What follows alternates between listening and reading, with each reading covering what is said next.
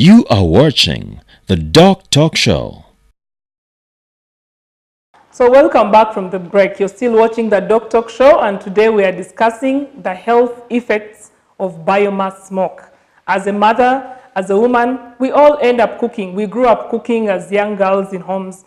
Some of our mothers made our boys cook. Some men these days actually do cook.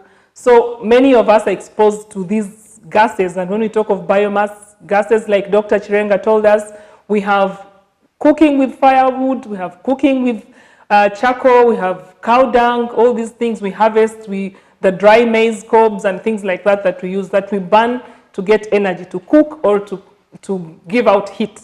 I think that is what you explained as biomass smoke, yes. So we are discussing those effects, and we've seen the evidence that exists.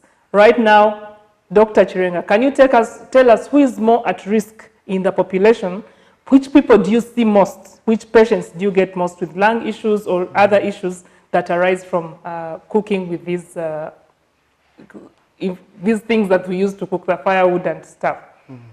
So, in general, in most resource-limited settings and African settings, most of us are exposed to biomass smoke in one way or another. Sure.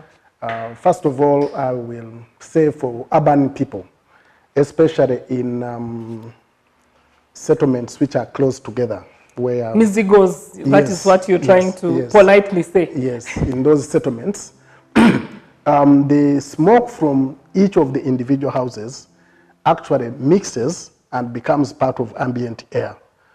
And it becomes, everyone is exposed. So it's part of the air we breathe, whether you drive by, whether you walk by, so we all become exposed, sure. So, and if I can continue a little bit on that line, indeed, in some of our studies of air quality in Kampala, we have actually found that biomass smoke species are a big contribution of the high air pollution in Kampala.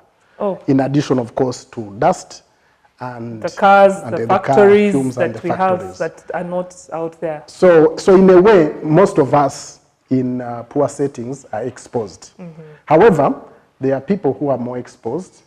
For example, in each community, the poor are more exposed than the people who are well off.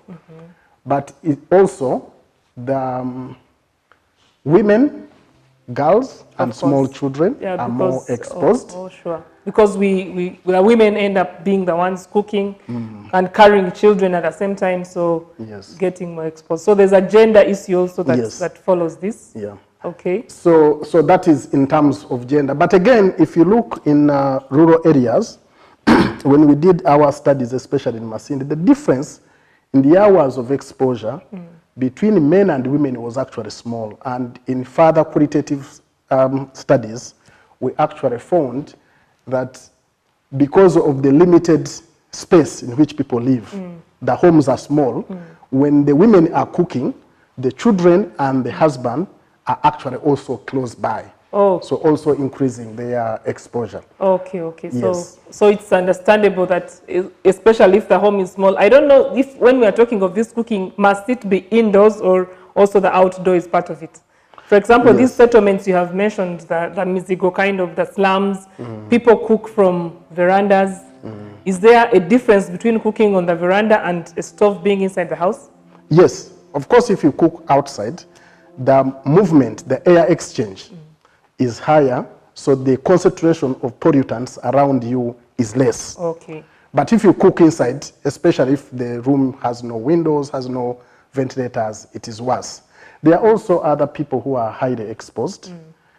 These are people who perform occupations that require them to be in contact with fire. Okay, so we are talking of people like Rolex makers, these people who else? The Muchomo people, the pork guys who are on the road. And of course, I believe in restaurants and these women who are...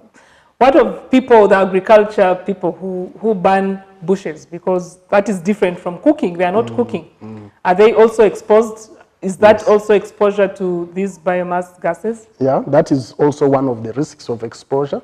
Agricultural activities, clearing land for planting, but also the wild bushfires in the rural areas, Yes. which cause a large exposure to smoke.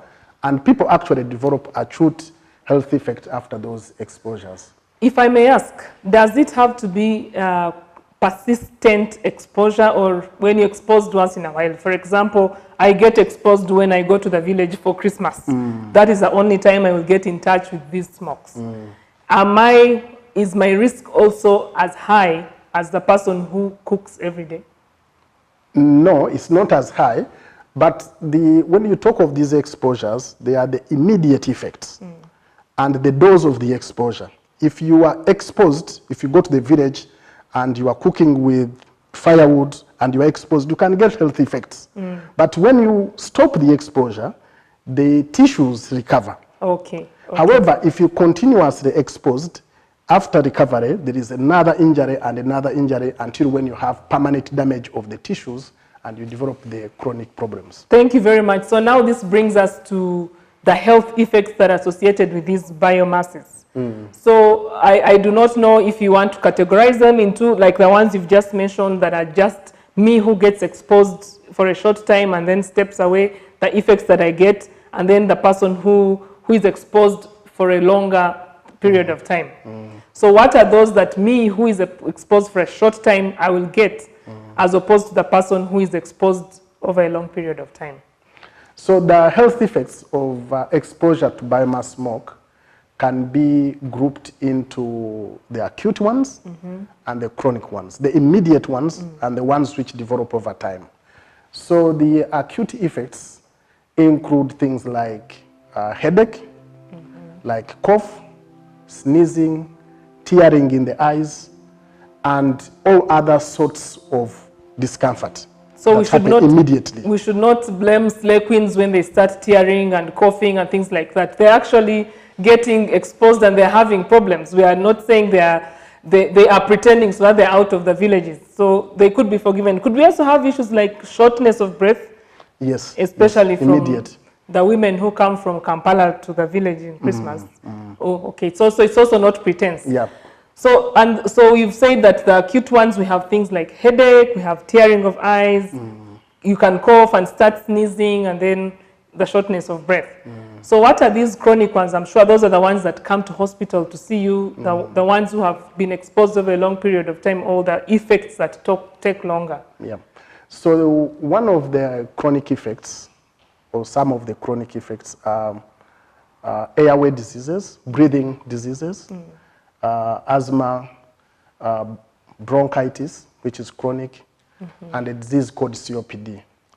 So if we go back to asthma, for example. I'm sure very many people would now want to know what smoke does to them to bring asthma. Asthma, yes.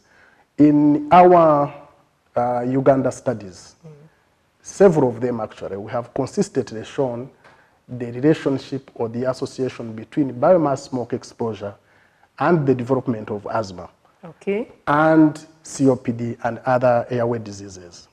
For example, in one of the recent analyses we are doing, we have actually found that up to 65% of asthmatics in Uganda have developed asthma when they are old.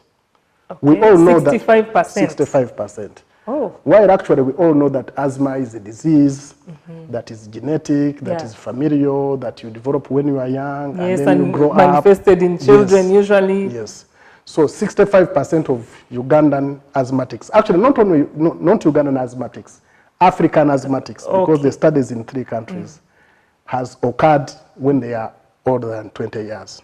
Wow, because of this biogas. Yes. And in our analysis, we found a strong association between asthma, adult onset asthma, and the biomass exposure. This is very serious. So now I want to agree with these motor people and URA when they say they are taxing these older cars much more. Maybe they should even be stopped altogether if people are developing asthma as adults just because of these biogases. So you talked of COPD. What is COPD? Yes, COPD is actually a disease that is like asthma. It presents the same way, but only that is presenting in older people. Okay. Age 40 years and above. And why 40 years? The risk factors for COPD, we know it, is smoking, is this biomass exposure, or the dust that we are exposed to. So because COPD is a permanent damage of the airways, yes, it takes time to manifest. to manifest. Okay. So most symptoms we see after the age of 40 and into the older age groups. And you also mentioned chronic bronchitis? Yes. So how will the chronic bronchitis also present? So these diseases, asthma, chronic bronchitis, and COPD, they are actually the same diseases. There are small differences. In chronic bronchitis, what actually we are saying is that your airways are damaged, but does not meet the criteria of COPD. Okay. So the airway is inflamed, you are coughing all the time, you are producing phlegm, and you are unwell. And but sometimes you get shortness of breath. Yes. And basically are finding it difficult to breathe. So right now we've seen these acute and chronic effects of these biogases on the lungs, on the breathing system. So just because you are biased towards the lungs being a pulmonologist. After the break, we shall now be able to hear from Dr. Chirenga the other effects that we have on the heart and other body parts and our health of these biomass gases. You are watching the DocTalk Show.